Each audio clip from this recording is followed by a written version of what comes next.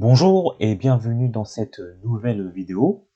Tout d'abord, je vous invite à vous abonner si ce n'est pas déjà fait, afin que vous puissiez recevoir les nouvelles notifications concernant mes nouvelles vidéos.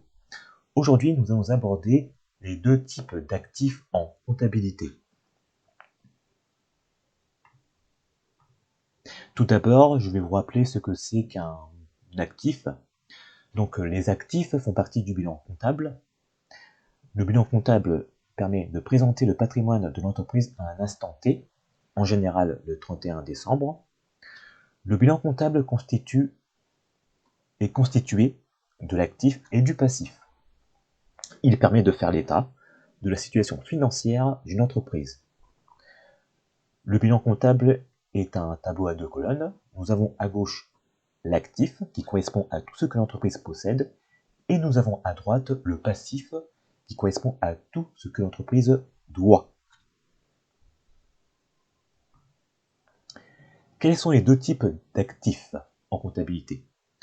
Nous avons l'actif immobilisé et nous avons l'actif circulant. Qu'est-ce que l'actif immobilisé? L'actif immobilisé correspond aux biens destinés à rester durablement dans l'entreprise, c'est-à-dire plus d'un an. Cet actif correspond aux investissements de l'entreprise. Et c'est aussi un actif qui est le moins liquide dans une entreprise. Il peut aussi représenter une part plus ou moins importante du total de l'actif en fonction de l'activité de l'entreprise. Par exemple, une entreprise de production aura un actif immobilisé beaucoup plus important qu'une entreprise de service. En effet, une entreprise de production aura besoin des machines et d'autres équipements, alors qu'une entreprise de service n'a pas besoin forcément d'une machine ou d'un gros équipement.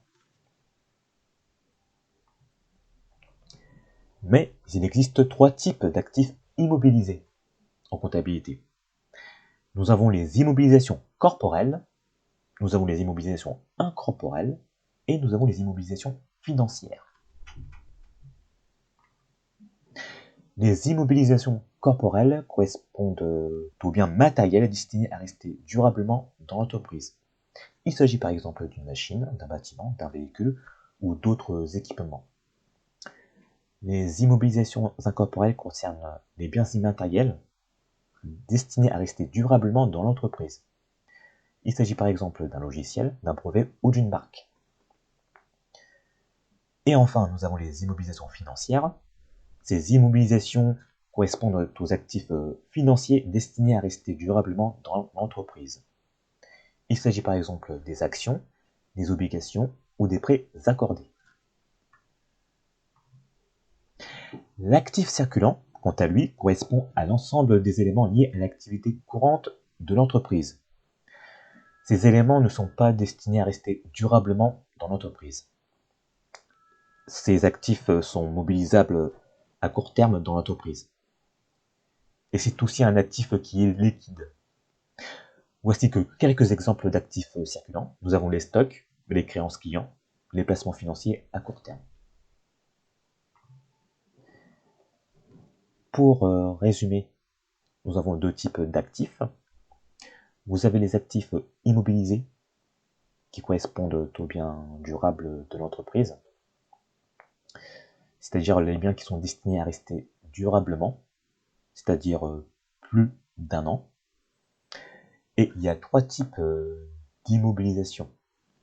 Vous avez les immobilisations corporelles, les immobilisations incorporelles et les immobilisations financières.